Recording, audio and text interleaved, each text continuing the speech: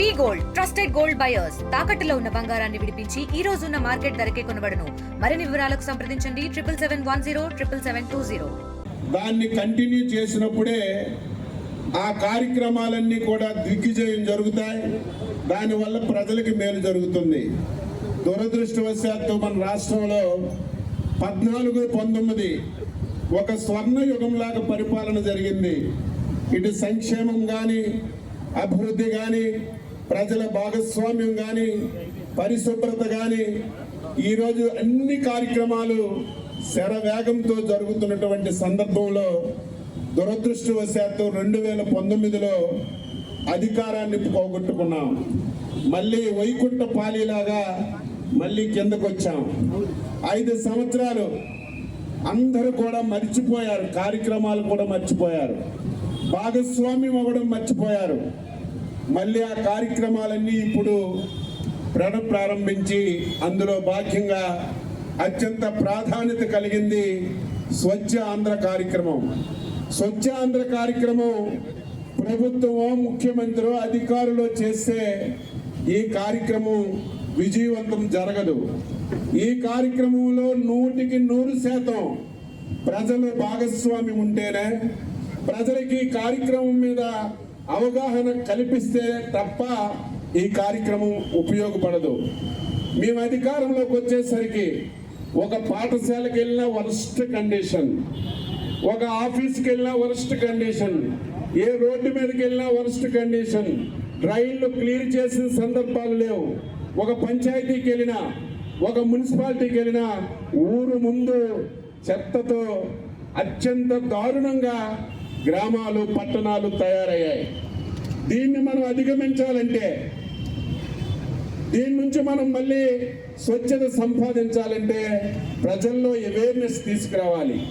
Awareness అంటే ఏదో 5 నిమిషాలు 10 నిమిషాలు వచ్చి 4 సీపుళ్ళు పట్టుకొని ఫోటో తీసుకొని వెళ్ళిపోతే దానివల్ల అవేర్నెస్ రాదు. అందుకే మన ముఖ్యమంత్రి గారు నెలలో 3వ శనివారం ఎవరికి ఏమీ పని లేదు, ఉద్యోగస్తులకు కూడా చెప్పాం, మీరు మీ ఆఫీస్కి వెళ్ళండి, ఏమీ పని చేయొద్దు, ఆ రోజు మాత్రం మీరు స్వచ్ఛ ఆంధ్రప్రదేశ్లో భాగంగా మీ ఆఫీసు, మీ పరిసరాలు, మీరుంటున్నటువంటి గ్రామాలన్నీ కూడా పరిశుభ్రంగా చేయమని స్పష్టంగా ఆదేశాలు ఇచ్చాం. పాఠశాలలో విద్యార్థులు కూడా బ్యాగులు కూడా పట్టుకెళ్ళక్కర్లేదు.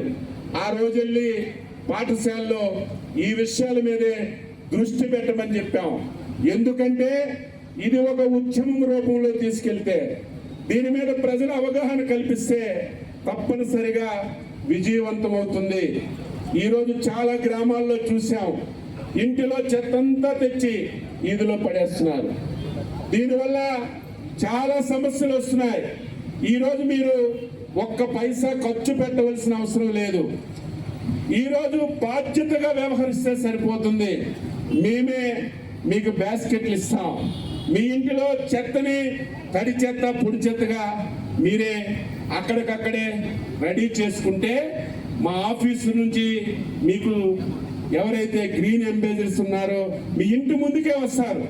అది తీసుకొచ్చి ఇస్తే ఇదంతా కూడా ఒక దగ్గర కలెక్ట్ చేసి దాన్ని కూడా మళ్ళీ వేస్ట్ చేయకుండా అవసరాలకు ఉపయోగించుకునే విధంగా ముఖ్యమంత్రి నాయకత్వంలో ఈరోజు అన్ని కార్యక్రమాలు చేస్తున్నాం.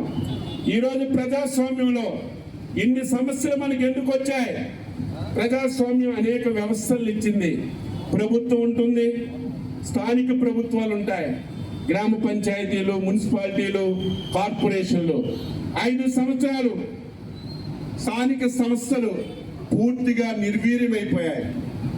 గ్రామ పంచాయతీలకు కానీ, మున్సిపాలిటీలకు కానీ 5 సంవత్సరాలు ఒక్క పైసా ప్రభుత్వం ఇచ్చిన సందర్భాలు లేవు. కేంద్ర ప్రభుత్వం ఇస్తున్నటువంటి ఫైనాన్స్ గ్రాంట్ కూడా ప్రభుత్వమే వాడుకునేది. మున్సిపాలిటీలో మనం కడుతున్నటువంటి పన్నులు డైరెక్ట్గా గవర్నమెంట్ అకౌంట్కే వెళ్తే మున్సిపాలిటీలు ఏ విధంగా బాధపడతాయి, ఏ విధంగా బాగుపడతాయి? 5 సంవత్సరాలు ఆఫీసులకు అడిగితే మా దగ్గర ఒక పైసా లేదు, ఏమీ చేయలేమని చేతులెత్తి కూర్చున్నటువంటి స్థానిక సంస్థలకి ప్రాధాన్యత ఇస్తున్నాం. పంచాయతీలకు కానీ మున్సిపాలిటీలకు కానీ ఈరోజు ఏదైతే ఫైనాన్స్ గ్రాంట్స్ అన్ని డైరెక్ట్గా మీకే ఇస్తున్నాం. ఈరోజు మొన్ననే ఒక చారిత్రాత్మక నిర్ణయం తీసుకున్నాం. గత ప్రభుత్వం మీరు కట్టిన ట్యాక్స్లన్నీ ప్రభుత్వ అకౌంట్లోకి వచ్చాయి. ఇక నుంచి ప్రభుత్వానికి అవసరం లేదు. మీరు తెలిసినటువంటి మీకు వచ్చినటువంటి నిధులు మీకే ఖర్చు పెట్టుకునే అవకాశాన్ని ఈ ప్రభుత్వం కల్పించింది. దీనివల్ల మున్సిపాలిటీలన్నీ మళ్ళీ బాగుపడడానికి అవకాశం ఉంటుంది. దయ ఉంచి మీరందరికీ ఒకటే కోరుతున్నాను. పలాస కాశీబొగ్గ మున్సిపాలిటీ, నేను ఇంకొక మీటింగ్లో అన్ని చెప్తాను. ఈ మున్సిపాలిటీకి అత్యంత ప్రాధాన్యమైనటువంటిది తాగడానికి నీరు. ఈ మున్సిపాలిటీ తాగునీటి సమస్య పరిష్కారం కావాలంటే దీనికి వేరే మార్గం లేదు. దివంగత నేత అప్పయ్య దొర గారు ఆ రోజు ఒక ఆలోచనతో పెట్టినటువంటి ఆఫ్షోర్ రిజర్వాయర్, ఆ రిజర్వాయర్ శంకుస్థాపన చేశారు. కానీ పని చేయాలనే ఆలోచన కలగలేదు. 2014లో నేను మంత్రిగా, శివాజీ గారు ఎమ్మెల్యేగా, ఆ రోజు ప్రిన్సిపల్ సెక్రటరీగా మన దగ్గర ఉన్నటువంటి శశిభూషణ్ కుమార్ గారు ఉన్నారు. ఫైళ్లు మోసుకొని వెళ్ళాం. మీరు నిధులు ఇవ్వకపోతే మీ ఆఫీసులో మేము కూర్చొని కదలమని ఒత్తిడి చేసి 400 చిల్లర కోట్లు ఆ రోజు ఆఫ్షోర్కి మంజూరు చేశాం. R&R పూర్తి చేశాం. రైతులకి భూములకి పరిహారం ఇచ్చాం. పనులు ప్రారంభించి శరవేగంతో జరుగుతున్నాయి. ఆ సమయంలో అధికారం పోయింది. ఆఫ్షోర్కి తాళాలు వేసేశారు. 5 సంవత్సరాలు ఆఫ్షోర్లో చిన్న పని కూడా చేయలేదు. దీనికి ఇంకొక పేరు పెట్టి 25% పనులు అవ్వలేదు కాబట్టి ఇది ప్రయారిటీ లోదేది మొత్తం ఆ ప్రాజెక్టు మూలన పడేశారు. మళ్ళీ శిరీష్ గారు ఎమ్మెల్యేగా, ఆవిడ ఎమ్మెల్యే అయినప్పటి నుంచి రాత్రి పగలు ఒకటే, ఆఫ్షోర్ నా హయాంలో పూర్తవ్వాలి. పలాస కాశీబొగ్గలో ఉన్నటువంటి రైల్వే ఫ్లైఓవర్ నా హయాంలో పూర్తవ్వాలి. గత పాలకుల గురించి మనం మాట్లాడి సమయం వృధా చేయవలసిన అవసరం లేదు. ప్రజలు తెలివి తక్కువ వాళ్ళు కాదు. ఏ ప్రభుత్వం పనిచేస్తుంది, ఏ నాయకులు పనిచేస్తారు అని తెలిసినటువంటి వ్యక్తులు కాబట్టి నేను గతం గురించి మాట్లాడను. 8 మాసాలు రాష్ట్ర ప్రభుత్వం చాలా కష్టాల్లో ఉంది. ఆర్థికంగా చాలా ఇబ్బందులు ఉన్నాయి. జీతాలు ఇవ్వలేని పరిస్థితి అయినప్పటికీ కూడా లాస్ట్ బడ్జెట్లో నేను ఆర్థిక శాఖ మంత్రి గారితో చెప్పి 30 కోట్ల రూపాయలు ఆఫ్షోర్కి ఇచ్చి మళ్ళీ ఆఫ్షోర్ని పునర్జీవనం పోశాను. పాత బిల్లులన్నీ తీసి ఆ పని చేయడానికి మార్గాన్ని చూపాము. కాంట్రాక్ట్కి పిలిస్తే ఇది ప్రయారిటీ ప్రాజెక్ట్లో లేదు, ఈ 30 కోట్లతో ఏమీ చేయలేమంటే మళ్ళీ మొన్న ఫైనాన్స్ మినిస్టర్ గారికి చెప్పి ఇది ప్రయారిటీ ప్రాజెక్ట్ కాకపోయినా 90 కోట్లు మళ్ళీ మొన్న బడ్జెట్లో ఆఫ్షోర్కి పెట్టాం. డబ్బులైతే ఇచ్చాం కానీ ప్రభుత్వ ప్రయారిటీ ప్రాజెక్టులో లేకపోవడం వల్ల కాంట్రాక్టులు నేను చెయ్యలేనని చెప్పి మొన్న అసెంబ్లీలో చెప్తే నేను ఎమ్మెల్యే గారు ఇరిగేషన్ అధికారులకు పిలిచి ఇమీడియట్గా డైరెక్షన్ ఇచ్చాం. ఈరోజు మళ్ళీ శరవేగంతో ఆఫ్షోర్ పనులు ప్రారంభమయ్యాయి. నెక్స్ట్ విజిట్ ఎక్స్క్లూజివ్గా ఆఫ్షోర్కి వెళ్ళి నా ఆలోచన వచ్చే సంవత్సరానికి ఆఫ్షోర్లో నీరు నిలబెట్టాలనేదే నా యొక్క ఆలోచన. తప్పనిసరిగా ఎమ్మెల్యే గారు, నేను, కేంద్ర మంత్రి గారు కలిసి ఆఫ్షోర్ని పూర్తి చేసి ఈ మండలానికి వ్యవసాయానికి నీరే కాకుండా 24 గంటలు ఈ పట్టణానికి తాగడానికి నీరిచ్చే కార్యక్రమం చేస్తాం. లక్ష్య సాధింపుగా చేశారు. కానీ మా ఆలోచన అది కాదు. ఈ రోజు మీ అందరి అభిమానంతో, మీ అందరి ఆశీర్వాదంతో ఒక చిన్న వయసులోనే కేంద్ర మంత్రిగా ఈ రోజు ఒక అవకాశం వచ్చిందనంటే అది సద్వినియోగం చేసుకొని అది తిరిగి ప్రజలు మేలు కోసం, ప్రజలు శభాష్ అనే విధంగా పనిచేయాలనే ఆలోచనతో చేస్తున్నాం. అందుకని ఈ పలాసకి పట్టి పీడిస్తున్నటువంటి రైల్వే ఫ్లైఓవర్ తాలూకా సమస్య ఎన్నో సందర్భాల్లో దాని గురించి మాట్లాడాం. కానీ రాష్ట్ర ప్రభుత్వం దగ్గర సరైన డబ్బులు లేవు ఖర్చు పెట్టడానికి. అందుకే వచ్చిన తర్వాత అచ్చెన్నాయుడు గారు అలాగే శిరీషక్క గారు అందరం కూడా మాట్లాడుకొని ఇది ఎట్టి పరిస్థితుల్లో మనం పూర్తి చేయాలి, పలాస ప్రజలకి ఇది ఖచ్చితంగా మనం తీర్చిదిద్దాలని కేంద్ర మంత్రి గారి దగ్గర కూర్చొని ఆయనతో మాట్లాడి చిల్లు గవ్వ కూడా మా దగ్గర లేదు ఖర్చు పెట్టడానికి, రూపాయి కేంద్ర ప్రభుత్వం రైల్వే డిపార్ట్మెంట్ ఇవ్వాలనంటే రీఎస్టిమేషన్ వేసి మళ్ళీ 48 కోట్లకి దానికి శాంక్షన్ చేశారు. ఏ విషయం కూడా వదిలిపెట్టకుండా వీలైనంత త్వరగా రైల్వే బ్రిడ్జిని కూడా పూర్తి చేస్తామని తెలియజేస్తున్నాను. అలాగే పూండి తాలూకా రోడ్డు డోలా అనంటే మన నర్సన్నపేట దగ్గర మొదలవుతుంది. అది కూడా చాలా పెద్ద రోడ్డు, అది మనకి మత్స్యకార గ్రామాలకి సంబంధించిన రోడ్డు. అది కూడా డెవలప్ చేయాలని ఎంతో కాలం నుంచి ఉంది. ఆ నియోజకవర్గాలు అక్కడ నర్సన్నపేట, డెక్కలి, పలాస అన్ని నియోజకవర్గాలు వాళ్ళందరి తాలూకు ఆలోచన మేరకు సుమారు 125 కోట్ల రూపాయలు ఆ రోడ్డు కూడా వెడల్పు చేస్తూ బ్రహ్మాండంగా చేయడానికి అది కూడా చేశాం. అలాగే ఇక్కడ పలాసలో నా చిరకాల కోరిక కేంద్రీయ విద్యాలయం ఒకటి పెట్టాలని, దానికి కావాల్సినటువంటి భూమి కూడా శిరీష్ అక్క గారు ప్రత్యేక శ్రద్ధ తీసుకొని ఆ భూమిని కూడా కేటాయించడంలో ముందుకు వచ్చారు. కలెక్టర్ గారు కూడా చాలా చక్కగా దానికి సహకరించారు. వీలైనంత త్వరగా టీమును కూడా రప్పించి కేంద్రీయ విద్యాలయం కూడా పలాసకి తీసుకొని రావడానికి నేను కృషి చేస్తున్నానన్న విషయం మీ అందరికీ కూడా తెలియజేస్తున్నాను. దానితో పాటు చెప్పాను ఎయిర్పోర్ట్ను కూడా తీసుకొని వస్తామని. నాకు జిల్లాకి తీసుకొని రావాలని ఉంటుంది, కానీ జిల్లాలో కూడా ఏదో ఒక లొకేషన్కి తీసుకొని రావాలి. ఆ లొకేషన్కి తీసుకొని రావాలనంటే చంద్రబాబు నాయుడు గారితో మాట్లాడినప్పుడు ఆయన అన్నారు మన ఎయిర్పోర్టు మూలపేట పోర్టు పక్కన పెట్టండి అని. కానీ అచ్చెన్నాయుడు గారు నేను మాట్లాడుకున్నాం, మన టెక్కలి నియోజకవర్గానికి పోర్ట్ ఉంది, మనకి ఎయిర్పోర్ట్ వస్తే మాత్రం అది పలాసకే మనం తీసుకొని వెళ్ళాలి, పలాసకే మనం అప్పచెప్పాలని ఆ రోజు అందరం కూడా నిర్ణయించుకొని మన ప్రాంతంలో పెట్టాలి. ఎందుకనంటే అది కేవలం ఈ రోజు ఏదో ఫ్లైట్లు ఎక్కి దిగడానికి అని కాదు, మన పిల్లల ఉద్యోగాల కోసం. ఎంతమంది తల్లులు ఇక్కడ ఉన్నారు, పిల్లలు చదువుకుంటున్నారు, వాళ్ళకి ఉద్యోగాలు లేవని ఎంత ఆరాటపడుతున్నారు మీరు అందరూ కూడా. నేను ఈ రోజు ఎయిర్పోర్ట్లు అన్ని కూడా తిరుగుతున్నాను, దేశంలో ఎక్కడెక్కడికో వెళ్తున్నాను. హైదరాబాద్ వెళ్ళినా, బెంగళూరు వెళ్ళినా, ఢిల్లీ వెళ్ళినా మన పలాస కుర్రాళ్ళు, ఇచ్చాపురం కుర్రాళ్ళు, శ్రీకాకుళం కుర్రాళ్ళు అక్కడందరూ కూడా పనిచేస్తున్నారు. అన్న ఎప్పుడు నువ్వు కడతావు ఎయిర్పోర్ట్ అక్కడికి, మేము ఇక్కడ వదిలేసి మా ఇంటి దగ్గరే మా అమ్మ నాన్న దగ్గర ఉండి ఆ ఎయిర్పోర్ట్ లో పని చేసుకుంటామని ఎంతో మంది వేలాది మంది ఈ రోజు ఎదురు చూస్తున్నారు. మరి వాళ్ళందరికీ కూడా మనం న్యాయం చేయాలా వద్దా అని పలాస ప్రజలందరికీ కూడా అడుగుతున్నాం. దానికోసం మీరందరూ కూడా సహకరించండి.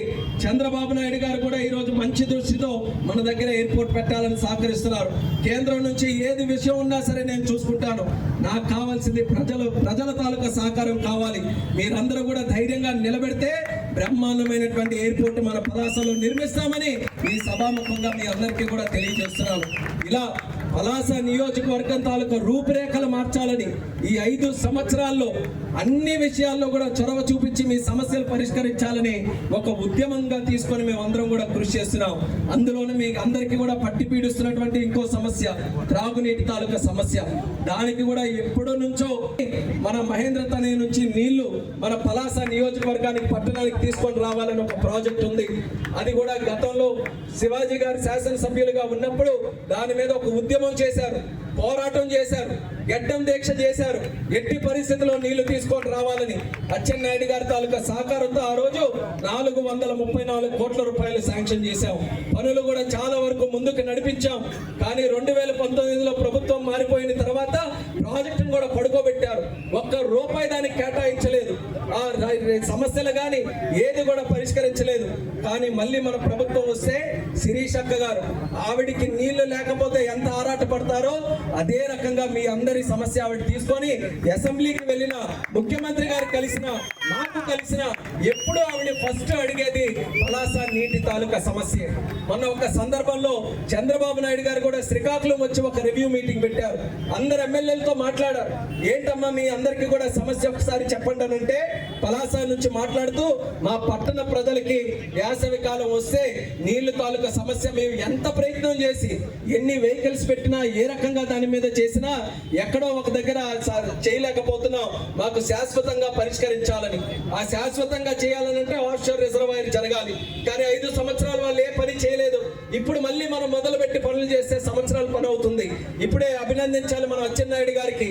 ఆయన ప్రత్యేక శ్రద్ధ తీసుకొని 90 కోట్ల రూపాయలు దానికి రిజర్వాయర్కి శాంక్షన్ చేసి మళ్ళీ దాని తాలూకు పనులు కూడా శరవేగంగా చేయడానికి ఒక పక్కన రూళ్ళు అడ్డొచ్చినా సరే రూళ్లను కూడా దాటుకొని రాష్ట్రంలో ఎవరైనా పనులు చేయించగలరంటే ఒకే ఒక్క మంత్రి, అది మన అచ్చెన్నాయుడు గారు అనేది కూడా తెలుసుకోవాలి. ఆయన సహకారంతో ఈ రోజు పనులు ముందుకెళ్తున్నాయి. కానీ వేసవి మాత్రం పనుల కోసం ఆగదు కదా. వేసవికి మేమేదో 3 సంవత్సరాలు 2 సంవత్సరాలు అవుతుంది, మరి అప్పటి వరకు నువ్వు ఆగమ్మా అని అంటే వేసవి ఆగదు, వస్తుంది. ఇప్పటి నుంచే సమస్యలు మొదలవుతున్నాయి. అందుకనే ఆ రోజు చంద్రబాబు నాయుడు గారి సమక్షంలోనే ఎర్రన్నాయుడు గారు ఆ రోజు చేసినటువంటి ఉద్దాన స్కీమ్ నుంచి కూడా దీనికి నీళ్లు తీసుకొని రావాలి, కేదార్పురం మీదుగా దానికి తీసుకొని రావాలని ప్రత్యేకంగా ఒక ప్రాజెక్టుని చేసి దానికి అన్ని రకాలుగా ప్రపోజల్కి ముందుకు నడిపిస్తున్నాం. ఇక్కడ కమిషనర్ గారు కానీ కలెక్టర్ గారు కానీ అందరూ ఉన్నారు, శశిభూషణ్ గారు కూడా ఉన్నారు. ఆర్డబ్ల్యూఎస్ నుంచి కావాల్సిన సహకారం మీరందరూ కూడా ఖచ్చితంగా ఇవ్వాలి. మా ఆలోచన ఒక నెలలోనే అది పూర్తి చేసి వాటర్ ఇక్కడ ఇప్పించాలనే ఆలోచనతో మేము ఉన్నాం. దానికి మీరందరూ కూడా సహకరించాలని కూడా ప్రజల తరపున ఈ సందర్భంగా తెలియజేస్తున్నాం. అది ఎట్టి పరిస్థితుల్లో ఆ రకమైనటువంటి చర్యలు తీసుకొని టాప్ ప్రయారిటీ కింద ఈ విషయం చేయాలని కూడా ప్రతి ఒక్కరికి కూడా తెలియజేస్తున్నాను. మాకు అధికారులతో మనతో ఇప్పుడే అచ్చెన్నాయుడు గారు కూడా చెప్పారు, కమిషనర్ గారు బాగా పనిచేస్తున్నారు. వచ్చిన తర్వాత పలాసలో మార్పు వచ్చింది, పరిశుభ్రత పెరిగింది, అందరిలో కూడా అవగాహన వచ్చింది. ఆయన కూడా లీడ్ తీసుకుంటున్నారు. ఒక రకంగా ఫిజికల్లీ ఛాలెంజ్డ్ అయినా సరే మంచి ఉద్దేశంతో కష్టపడుతూ ప్రతిరోజు మార్నింగ్ వాకులు చేసుకుంటూ అన్ని కూడా చేస్తున్నారు. అలాగే ప్రతి అధికారి కూడా చెప్తున్నాం, మీ అందరికీ కూడా మేము అభినందించడానికి మేము సిద్ధంగా ఉన్నాం. వ్యక్తిగతంగా రామ్మోహన్ నాయుడుకి ఏం పని లేదు, అచ్చెన్నాయుడు గారికి ఏం పని లేదు, శిరీష్ అక్క గారికి ఏం పని లేదు. మేము ఏం పనులు చెప్పినా మా పనులు ప్రజల పనులే.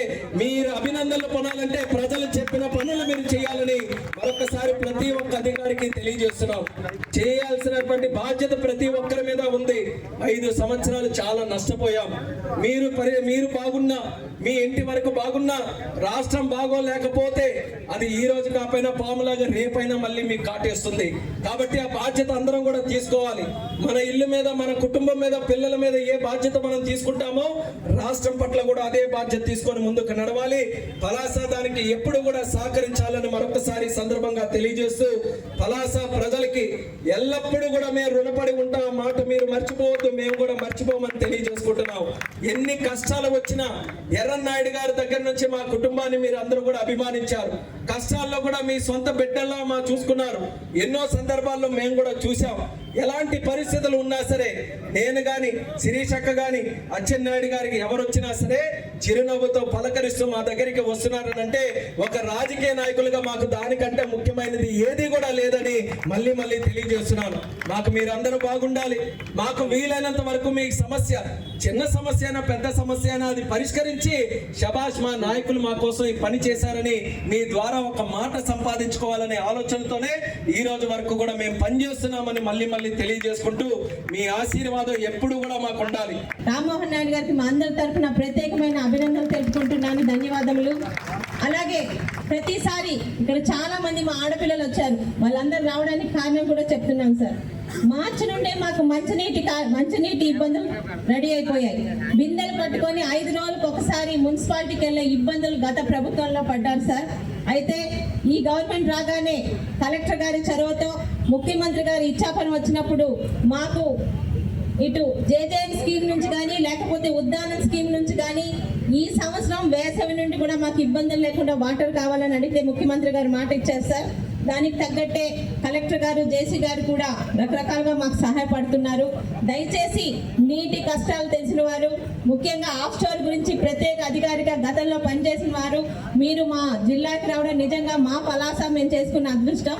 మాకు ఈ వేసవి నుండి కూడా నీటి ఇబ్బందులు లేకుండా పలాస మున్సిపాలిటీని, ముఖ్యంగా మా ఆడపిల్లలకి నేను ఇచ్చిన మాట నిలబెట్టుకునేటట్టు మీరు సహకరిస్తారని మీరు కలెక్టర్ గారు కోరుకుంటున్నాం సార్. రెండోది, మన ఇల్లు బాగుండాలని ఎలా అనుకుంటామో మన ఊరు కూడా బాగుండాలి. ఈరోజు ఈ స్వచ్ఛత అన్నది ఒకరి వల్ల అయ్యే పని కాదు. ఇక్కడ చాలా మంది ఆడపిల్లలు ఉన్నారు నాలాగే. నా ఇల్లు నీట్గా ఉండాలనుకుంటాను. ఎందుకు, ఇంటికి ఎవరు వచ్చినా ఈ అమ్మాయి చాలా బాగా ఇల్లు పెట్టుకుంటుందని. మరి మన పలాస మున్సిపాలిటీ బాగుండాలంటే అధికారులు, ఇక్కడ పనిచేసే వర్కర్లు కాదు, ఇక్కడ ఉన్న ప్రతి ఆడపిల్ల కూడా నా ఇంటిని, నా వీధిని నేను శుభ్రంగా ఉంచుకుంటాను. ఉపయోగించుకుంటే ఆటోమేటిక్గా పలాస శుభ్రంగా ఉంటుందని ఇక్కడ నుంచి ఒక ప్రమాణం తీసుకొని మీరు వెళ్ళగలిగితే కరెక్ట్గా 6 నెలల లోపల శ్రీకాకుళం జిల్లాలో ఆదర్శమైన మున్సిపాలిటీగా మనందరం మనం పలాసాన్ని తీర్చిదిద్దుకోగలం. ఒక ఆడపిల్లగా మిమ్మల్ని అడుగుతున్నాను, దయచేసి శుభ్రత విషయం పాటించండి. మన ఆరోగ్యాలు బాగుంటాయి, మన ఇంటి చుట్టుపక్కల పరిసరాలు బాగుంటాయి. మన ఇంట్లో చెత్త తీసి పక్కింట్లోనో రోడ్డు మీద పడేయకుండా ఈరోజు మున్సిపాలిటీ పెద్దలు నిర్ణయిస్తున్న ఆ చెత్త వచ్చే బళ్ళు కానీ చెత్త డబ్బాలు కానీ ఉపయోగించుకొని చూడండి. నిజంగా మీరు కానీ మీ ఇంటి పరిసరాలు కానీ ఎంత బాగుంటాయో దయచేసి ఒక ఆడపిల్లగా మీ అక్క చెల్లెలుగా చెప్తున్నాను. మరి ఈ స్వచ్ఛ ఆంధ్ర కార్యక్రమానికి తమ విలువైన సమయాన్ని కేటాయించి మన పలాసాకి విచ్చేసిన ప్రతి ఒక్క పెద్దలకి, ఇక్కడ ఏర్పాటు చేసిన అధికారులకి, విచ్చేసిన మీ అందరికీ కూడా పేరు పేరున ధన్యవాదాలు. మరిన్ని వీడియోస్ కోసం ఛానల్ ని సబ్స్క్రైబ్ చేయండి. లేటెస్ట్ అప్డేట్స్ కోసం వాట్సాప్ ఛానల్ ని ఫాలో అవ్వండి. ఆ లింక్ డిస్క్రిప్షన్ లో ఉంది.